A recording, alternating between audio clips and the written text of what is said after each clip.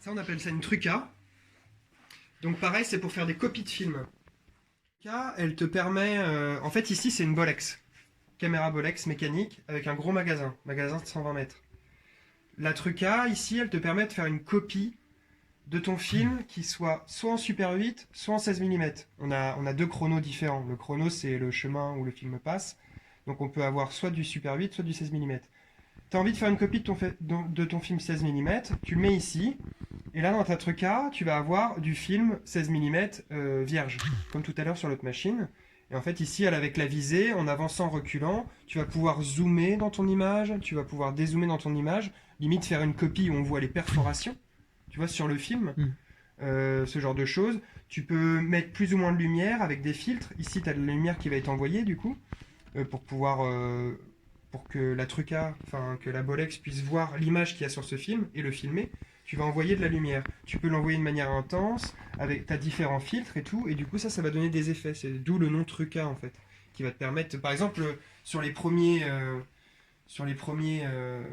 films où ils faisaient des trucages, ils avaient ce genre de grosse machine en fait, qui refilmait du film, et ils pouvaient rajouter par-dessus un petit bonhomme qui arrive en volant, ou ce genre de choses, tu vois. Ils pouvaient faire des effets spéciaux en fait.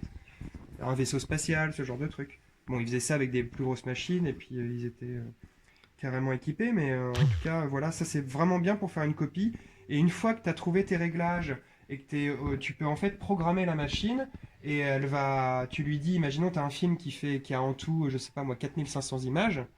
Imaginons que c'est un film qui fait une vingtaine de mètres, 4500 images, et tu vas lui dire, photographie-moi pas à pas, en fait, image par image, 4500 images, et du coup tu fais tout ton film d'un coup en fait. Donc c'est pas mal, ça te permet de la programmer et tout.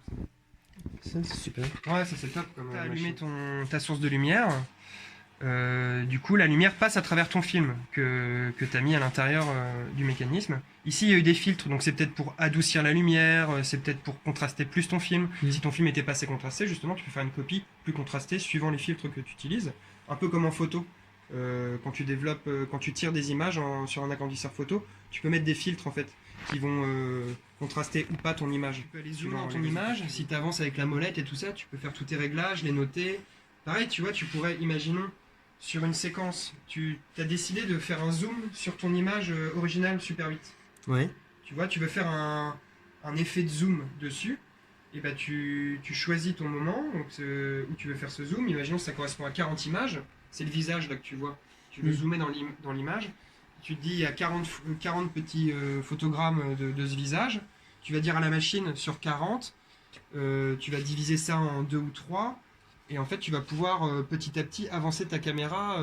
Tu vas filmer genre 3 images avec la caméra dans cette position-là. Tu arrêtes la machine, tu avances un petit peu, tu refais 3 images où elle a avancé la machine. Et donc du coup, tu peux zoomer petit à petit dans ton image et faire des effets un peu. Tu vois. Tu rajouter des effets que t'as pas pu faire en vrai. Ouais, voilà, c'est ça.